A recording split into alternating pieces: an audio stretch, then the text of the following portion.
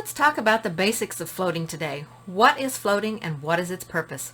Well, floating is a way to add layers and values of paints onto your painting to create depth and highlight. You can take a 1D painting, like these two up here, and turn it into a 2D painting, like these two down here, just by floating values of color in the appropriate places. But before we learn to take something from 1D to 2D, we need to first learn how to prepare our brush and load our brush and paint with our brush for floating and what brush works best for this technique. Now, you can use any brush that you like. The best brushes to use are an angle brush, a flat brush, or a chisel blender. Any of these brushes will work well for floating. I like to use the chisel brush because it is a little bit shorter than the standard flat brush, and I feel like it gives me a little bit more control. But this is where you need to practice and decide which brush is going to work best for you.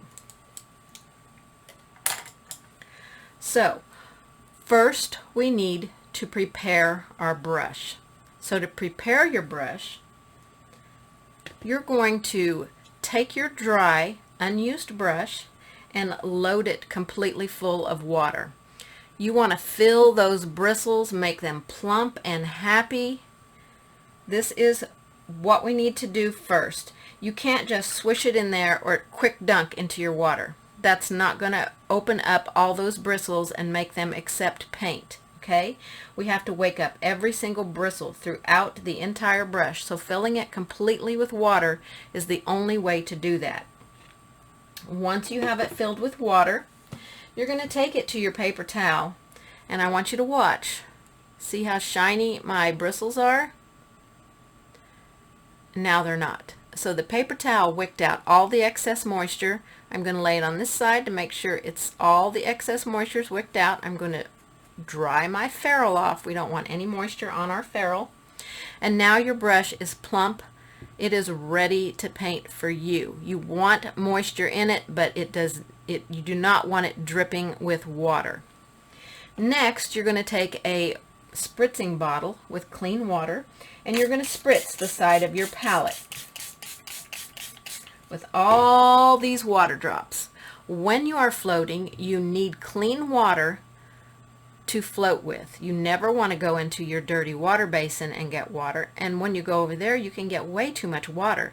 So having water spritzed on your palette makes it easy to go grab just a drop if your brush starts feeling a little bit dry, to get your brush back reconditioned, because the more we use it and the more we load it with paint and brush with it, the more moisture is taken out of it. So it does need to be reconditioned with a drop of water so that you can continue to paint smoothly with it.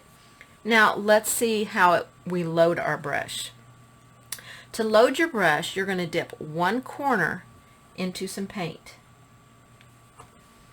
So I have paint on one corner only of my brush, and now we're going to work that paint into our brush back and forth like this. It's going to work it up into the bristles so that we have enough paint to do our job. I can already feel it needs a little more moisture. So I'm going to grab some moisture. We want the paint and the water to come together and make a very soft gradation of color. So the paint is going to take all the moisture off of this side of the brush. And this side, the opposite side, is just water. So when your brush starts feeling dry, a lot of times you just need a drop of water on the water edge of your brush. So we've got it loaded about 1/3 of the way across the bristles. If you get it loaded halfway or more across your bristles, you're just base coating. So wash your brush out, wick out the excess moisture, and reload your brush. Okay, you've got it loaded, you're ready to paint. So how do we paint a float? Well, to paint a float, you're going to come over to your project and you're going to lay your brush flat and just give it some little pulls. You don't have to do one big long stroke, just little pitty-pat pulls along the area that you're going to be floating. Okay, and that's how you float your color. You can continue to pick up paint from the area where you loaded your brush, as long as the paint has not dried on your palette. If the paint dries on your palette, you of course need to start loading your brush in a new area. So now that I've shown you all the basic technique for floating, how to properly condition your brush, how to properly load your brush, and how to lay the paint down, it's time for you to grab your paints and get to practicing.